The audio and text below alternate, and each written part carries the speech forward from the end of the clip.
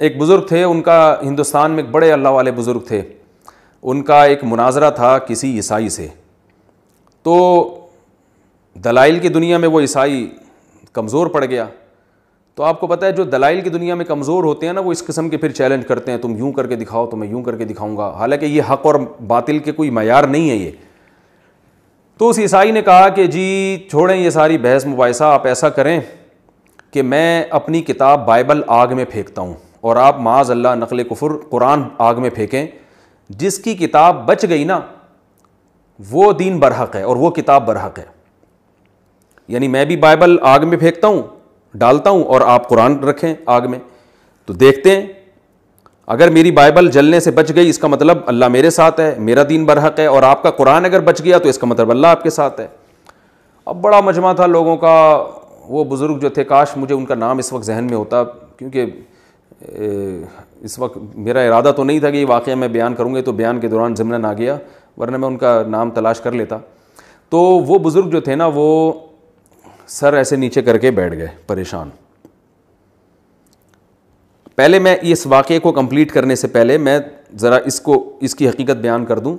اگر آپ کو کوئی چیلنج کرے نا عیسائی کہ میں بائبل کو آگ میں ڈالتا ہوں، تم اپنے قرآن کو آگ میں ڈالو، جو دین بچ گیا وہ صحیح ہے، تو آپ نے پتہ ہے اسے کیا جواب دینا ہے کہ دین کے برحق یا باطل ہونے کی یہ علامت ہی نہیں ہے. وہ جو بزرگ تھے نا، جب انہوں نے دیکھا کہ عیسائی یہ دعویٰ کر رہا ہے کہ میں بائبل کو قرآن میں ڈال دیتا ہوں، آپ قرآن کو ڈال دیں، جس کی کتاب بچ گئی وہ دین سچا ہے، تو وہ بزرگ بیٹھ گئے سر نیچے کر کے، پریشان بیٹھے ہوئے ہیں.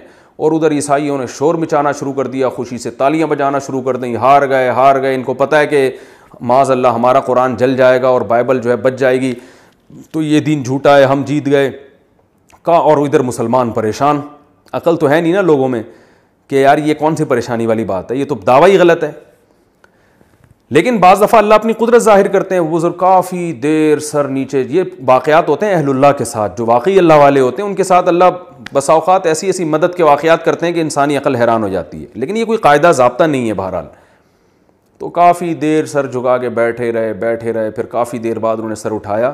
انہوں نے کہا کہ بھائی دیکھو بات یہ ہے کہ میرے اندر تو یہ طاقت نہیں ہے کہ میں اللہ کے اس کلام کو، جس کے برحق ہونے کا مجھے یقین ہے، میں اس کلام کو اپنے ہاتھوں سے آگ میں پھینک دوں. یہ تمہارا جگرا ہوگا بھائی، ہمارا تو جگرا نہیں ہے. تمہارا جگر ہے کہ تم اللہ کی کتاب کو آگ میں پھینک رہے ہو، میں تو نہیں پھینک سکتا. میں اس کو سینے سے لگا سکتا ہوں. تو ایسا کرو، تم اپنی بائبل کو سینے سے لگاؤ، میں اپنے قرآن کو سینے سے لگاتا ہوں، اور پھر دونوں آگ میں چھلانگ لگاتے ہیں. ہم میں سے جو زندہ بچ گیا اس کا دین سچا ہے.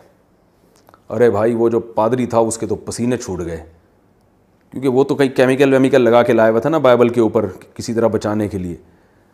اب بڑا پریشان، اس نے کہا یہ تو نہیں ہو سکتا. الحمدللہ مسلمان مناظرہ جیت گئے. بعد میں لوگوں نے پوچھا حضرت آپ کو یقین تھا کہ وہ بھی چھلانگ لگائے گا اور آپ بھی چھلانگ لگائیں گے تو آپ بچ جائیں گے؟ اگر وہ واقعی تیار ہو جاتا تو کیسے آپ یعنی جل جاتے، دونوں جل کے مر جاتے.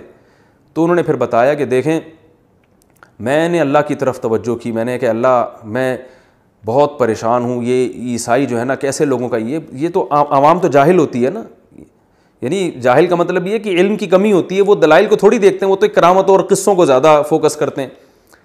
تو اے اللہ تو اپنے دین کو غالب کرنے کے لیے کچھ کر لے. تو کہتے ہیں میرے دل میں الہام ہوا اللہ کی طرف سے کہ جیسے میں نے اپنے خلیل ابراہیم کو آگ میں جلنے سے بچا لیا تھا تو آج میں تجھے بھی آگ میں جلنے سے بچا لوں گا.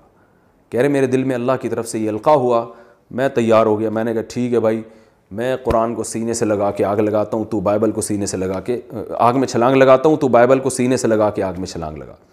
تو یہ واقعہ میں اس لیے بیان کر رہا ہوں کہ بعض مرتبہ